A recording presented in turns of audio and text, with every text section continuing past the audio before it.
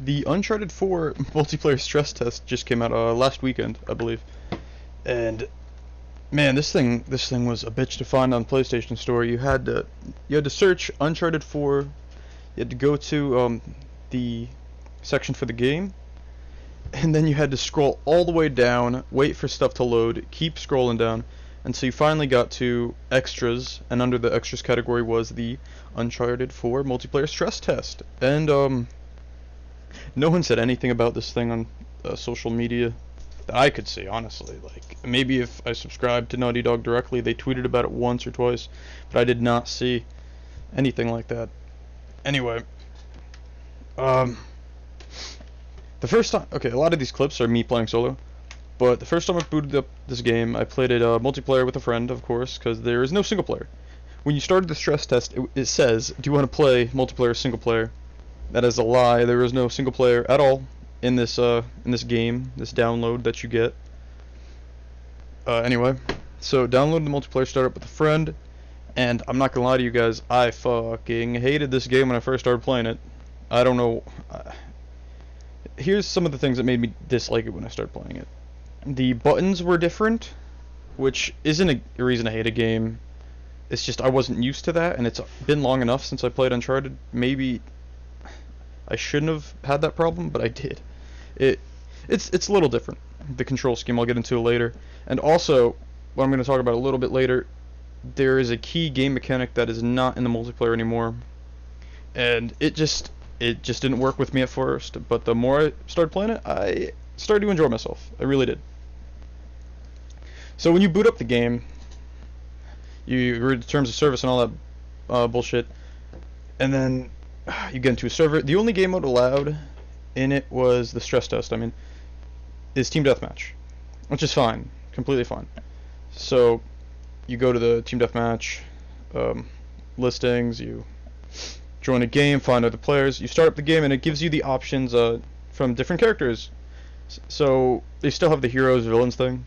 So if you're a hero, you're going to play as Nathan Drake, Sully, Elena, and all that type. Those are the kind of guys. I think Cutter and Samuel, who I think is a new character. Yeah, okay, that's going to be spoilers, but not spoilers because it's in the trailer. Samuel is Drake's brother. Anyway. And for the villain side, they have Lazarevich, which is cool, Marlowe, Flynn. I did not see Talbot, and some new characters. So basically, yeah, you start up the game. Before every game, you get to choose who you want to play as. So that's nice. You don't got to go through a menu to do it. What is bad about it is it defaults on Nathan Drake. So if you miss out, it's not going to go, if you're like doing something and you come back, you're not going to be your like favorite character. You're going to be Nathan Drake. So lots of these games are just filled with fucking Nathan Drakes. It's just Nathan Drakes versus Nathan Drakes. Well, I guess not. Nathan Drakes versus whoever the fucking bad guy is. I forget that you start off on. Anyway. I think it's Lazarevich. And I like the selection for characters. I hope there's going to be more. My friend wants Chloe. I didn't care much for Chloe. But sure, add as many characters as you can. Like, I want Eddie Raja is who I was missing. Navarro, both from Uncharted 1. They would be cool. Anyway.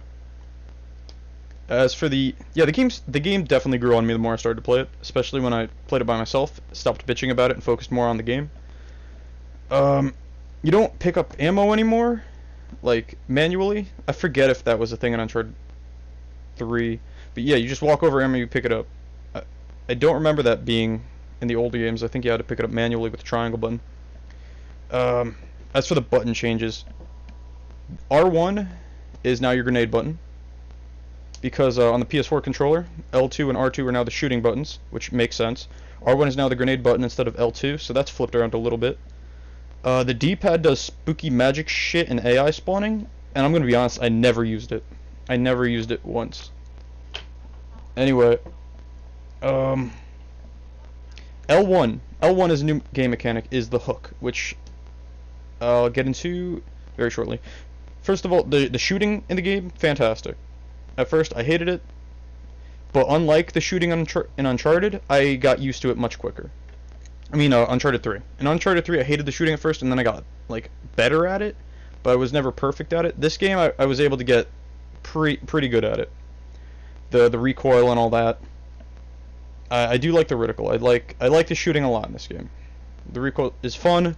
The machine guns, with the other guns, you don't really notice too much. The shotgun reticle is very good. The sniper reticle, it's hard to fuck that up. Those are almost always perfect in every game. The melee.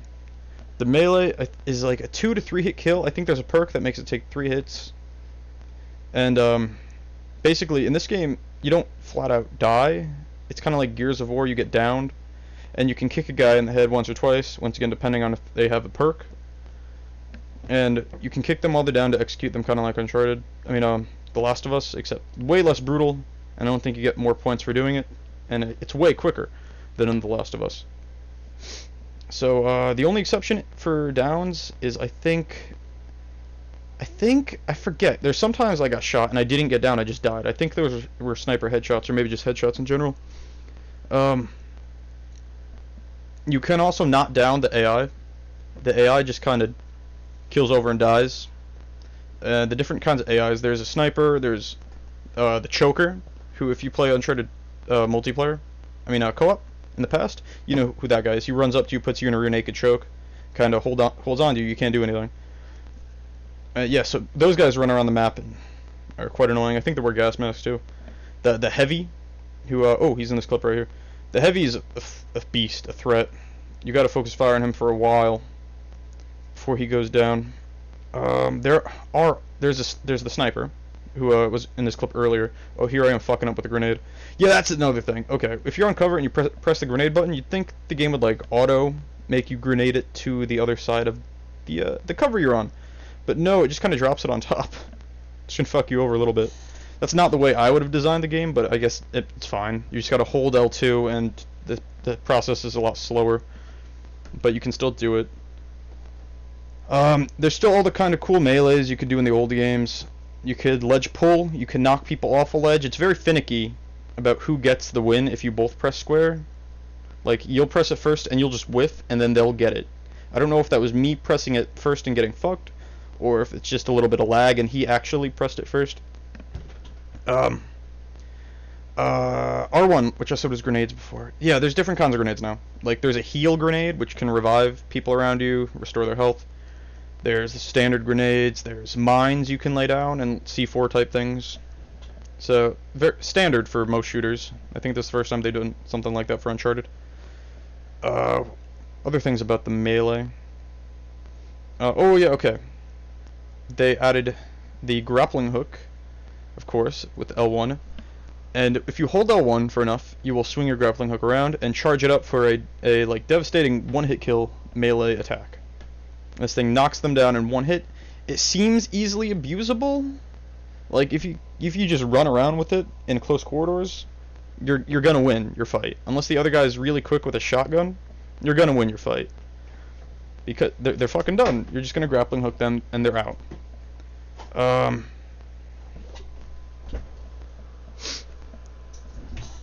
So I don't know if they're gonna need to fix this or patch it or change it or whatever. I didn't have too much of a problem with it when someone killed me with it, and when I killed people with it, sometimes I deserved it. I deserved my kill. Sometimes I felt like, I just got a cheap kill. It's gonna be difficult to tell how they're gonna do this one-shot melee, because you can jump around and stuff and keep your charge on it.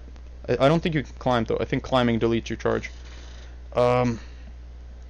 Speaking of the hook, you can swing around on it, of course. You just, instead of holding on one, you just tap it, or hold it until you see a grappling icon, and then you could grapple around.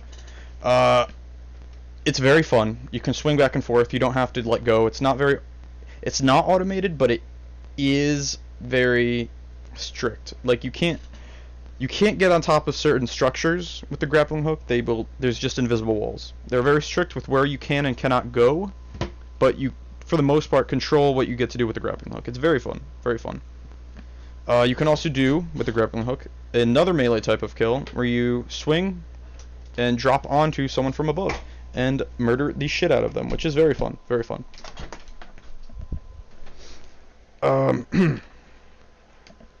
The machine guns in the game, I only used the default classes. I'm gonna be honest. There were two machine guns, a submachine gun and an assault rifle. Both were good, honestly. I had a lot of fun with the submachine gun actually, more so than the assault rifle. I don't know if it was a high rate of fire that got me, because usually I'm not a fan of that type of stuff, but it was very fun. I prefer the submachine gun way more than I like the assault rifle. And I mostly went over the recoil before. It's very nice. It's very nice recoil. Of course you're going to get more range with the assault rifle. The DMRs in the game. Okay, yeah, there's like a triple burst gun, similar to the old games.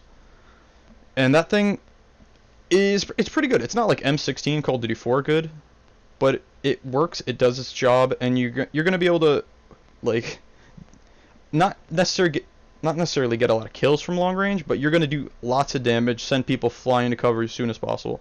So I could see it working out in like an objective game mode to get people away from something. You're going to just devastate them with that burst rifle, get them out of here, you know? The semi-automatic DMR. Also, I found very fun to use, actually. It's like, I've always had a fondness for pistols and semi-automatic weapons and shooters. And the semi-auto DMR in this game is no exception.